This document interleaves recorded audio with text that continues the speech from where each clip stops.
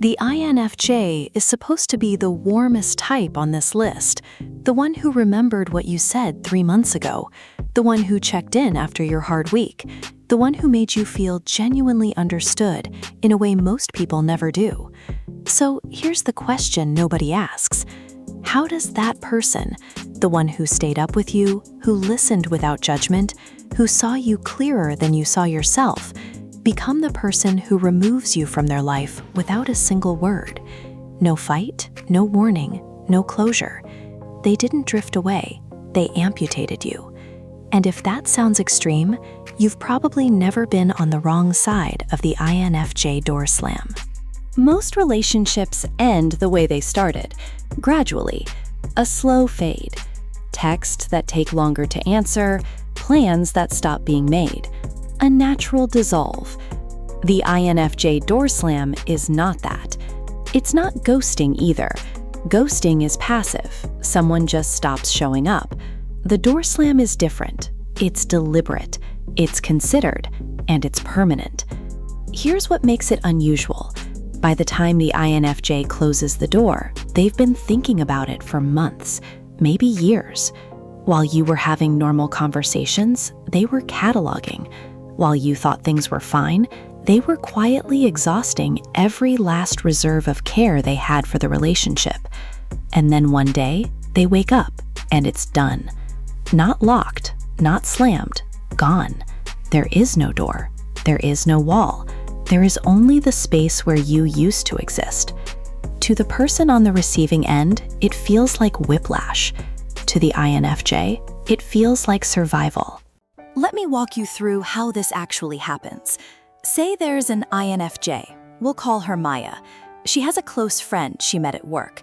Charismatic, funny, going through a hard time. Maya, being an INFJ, becomes that person's emotional anchor. Late-night calls, long venting sessions. Maya listens, validates, absorbs. But over time, she starts noticing things. Her friend never really asks how Maya is doing. Her friend's crises are constant, but when Maya shares something difficult, the conversation finds its way back, quickly, naturally, to the friend. When Maya says she needs space one evening, the response is, "I just really needed you tonight, but it's fine." Maya rationalizes it.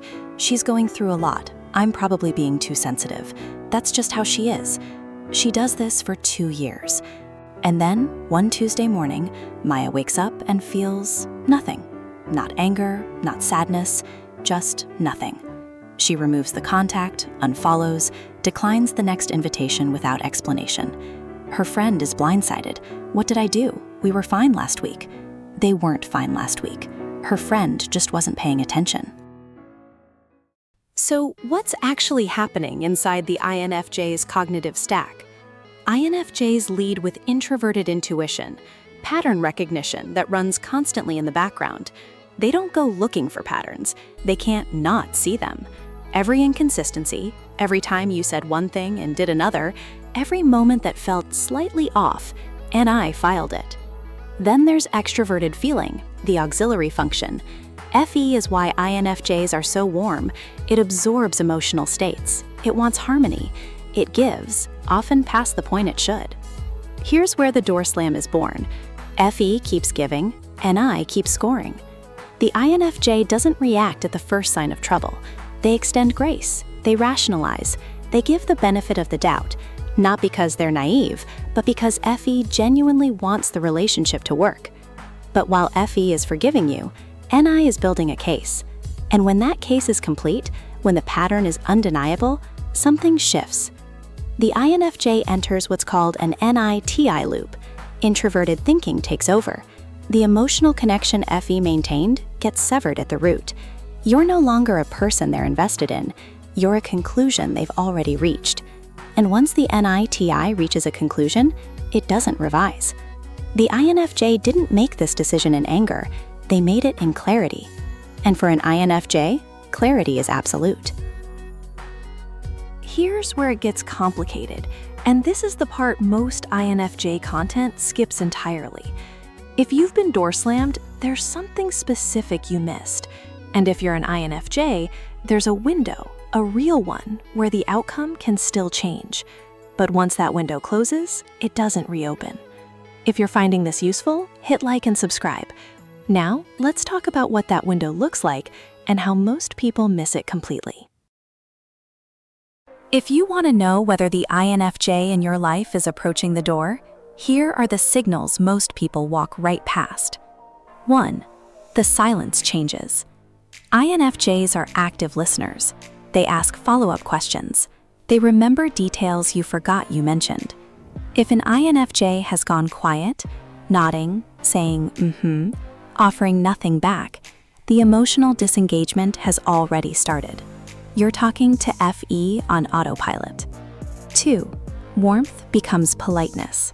This is the most commonly missed signal. INFJs weaponize politeness when they're detaching. You lose the rare vulnerability, the unexpected depth, the "I've never told anyone this" moments, and you get a version of them that feels like a customer service interaction. Friendly, appropriate, completely inaccessible. 3. They stop bringing things to you. When an INFJ is invested, they share. An article that made them think of you, a song, a thought they had at midnight. When that stops entirely, it's not because their life got quiet. It's because you're no longer inside the circle. The door isn't closed yet, but the room is being emptied. 4. The conversation that isn't really a conversation. INFJs rarely announce what's coming, but they do test. They'll bring up something small, something that bothered them, and watch how you respond. If you dismiss it, minimize it, or redirect it back to yourself, you just gave NI its final exhibit. The case is closed. So why this extreme? Why not just have a conversation and let things fade? Because the INFJ's greatest strength is also their greatest liability. Extroverted feeling doesn't have a dimmer switch. It's either running or it's not. And when it runs for too long, at that intensity, absorbing that much, the only way to protect what's left is to cut the circuit entirely. INFJs don't door slam because they're cold. They door slam because they've been endlessly warm to people who didn't notice the cost. Think of it this way. Most people feel pain immediately and pull back. But what if the signal was delayed? What if you didn't register the damage until your hand was already gone? That's INFJ emotional processing. They feel everything, but they don't always register their own pain until the relationship has already cost them more than it gave. By the time they realize what's happened, they're past the point of repair. They don't want an apology. They don't want a conversation. They want the loss to stop. And the only way to guarantee that is to remove the source. Let's be honest about what the door slam actually does, on both sides. For the person who gets cut off, it's disorienting. There's no explanation, no chance to fix it. You're left replaying every conversation, trying to find the moment it went wrong. Here's the hardest part. There wasn't one moment. There were 1,000 moments you didn't notice. For the INFJ, the aftermath is more complicated than people expect. There's relief, real relief, that the pressure is finally gone. But there's also something that sits underneath it. Not regret, exactly. Closer to grief. Not for what was lost, but for what was never actually possible in the first place. Some INFJs will tell you they closed a door and never looked back. Others will admit quietly that they still think about that person sometimes. Not with longing, with something heavier. The door slam is a boundary, but it's also a loss. And INFJs feel losses at a depth that most people never see. If you're an INFJ watching this, here's what this actually means for you. The door slam isn't a character flaw. It's a boundary mechanism you built because nobody ever taught you a middle ground. You absorbed, you tolerated, you rationalized past the point of reason. And when the cup finally filled, you didn't pour it out, you shattered it. The growth isn't in never closing a door again. It's in learning to speak before you reach the threshold, recognizing when you're at 80%, not 100. Saying, "This bothered me," before it becomes, "This person is gone from my life." Because the people who genuinely care about you deserve a chance to understand. And the ones who won't, you already know who they are. And I told you a long time ago. And if you've been door slammed, you may never get an explanation. The INFJ who cut you off has likely already made peace with your absence. But if you want to understand what happened, don't look at the last conversation. Look at the last year. Not what you said, what you never thought to ask. The INFJ door slam is quiet, but the warning signs were never invisible. They were just easier to miss than to face. So, have you ever been on either side of this?